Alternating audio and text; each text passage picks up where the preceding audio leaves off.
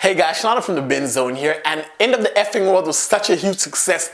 Netflix already greenlit a season 2 for next year, so I'm super excited about that. So let's break down the ending of season 1, the cliffhanger that left our jaws literally on the floor, how crazy it all turned out at the end.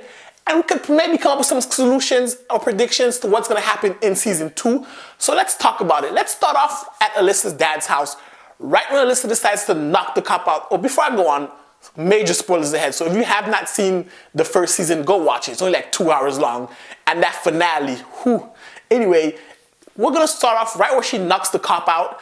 And I have to say, this took me for a loop just a little bit while watching this, but I understand why. The reason Alyssa does this is because so far, her and James have been through so much. Like, they created this bond on their adventure. Like, the trauma they've went through, the experience in the bathroom, the near assault that Alyssa almost faced, the murder of that guy. Like, they went through so much together, and for them, they were willing to turn themselves in if they got to go to jail together. But the fact that they were going to be separated, could you imagine having a bond with somebody that you recently just met, and this bond is so strong? You guys have gone through life-changing stuff, and they're trying to separate you. So she decides she's sticking with James, and they knock her out, and they run out. Now, this scene is interesting because they went in there to get the boat keys, right? They went in there to get the boat keys from the dad. And when they walked there the first time, if you look back earlier in the episode or the episode before, you would see that there were waves crashing right near the boat. So there was water there. When we get there in this season finale, there's no water. Like, the whole tides have been retracted.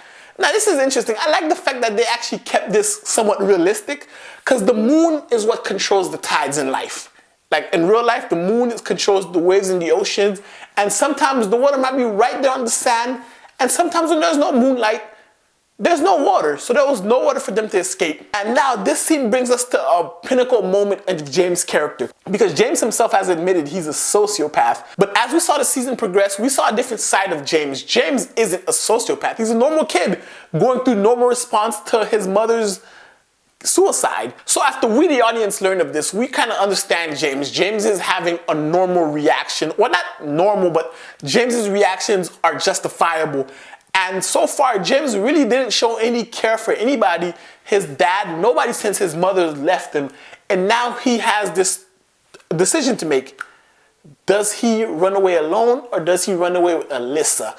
Now that becomes a big issue, because we know James' character has been attached to her, and James doesn't want to do anything about her. But James also doesn't want her to go down for a crime that he kind of did commit. I mean, granted, he did it to help her, and it's not that big of a deal. Like, had these kids turned themselves in, it wouldn't have been that big of a deal.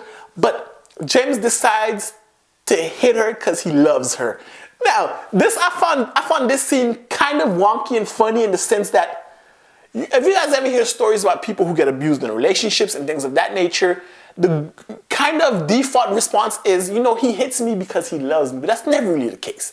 Never the case. But in this show, it's the case. He hits her because he loves her.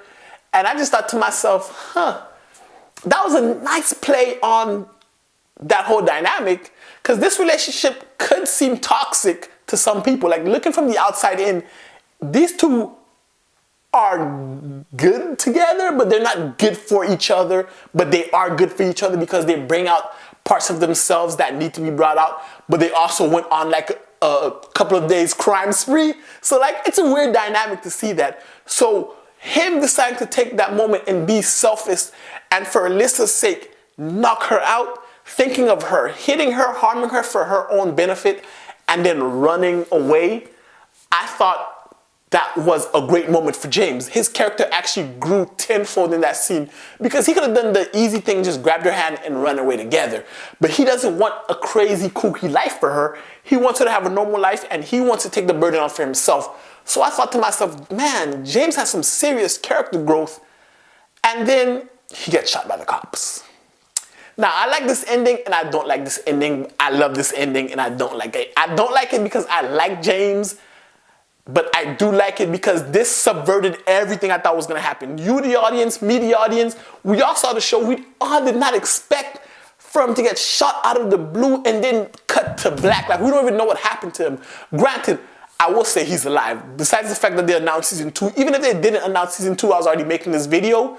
The fact that he's narrating it in a past tense, like the scenarios of the whole season, from episode 1 to the finale. The fact that he's narrating it let us know that he's alive and he's regretting these decisions that he made. So we know he's alive, but still, it's kind of messed up way to go. Anyway, I thought that was pretty phenomenal. I like the ending. The ending is simply this. The characters grew. Alyssa grew, James grew, and they formed a bond with each other, and both characters evolved from what they were in the first episode. So the ending can be said that this was a coming of age, and both characters understood responsibility and came of age. Well, James more so than Alyssa, because Alyssa still wanted to run away with him, but that's because she was a loner. She wanted to distance herself, but she grew as a character to want to be with somebody, and he grew as a character wanting to take damage and protect people as opposed to bringing them along.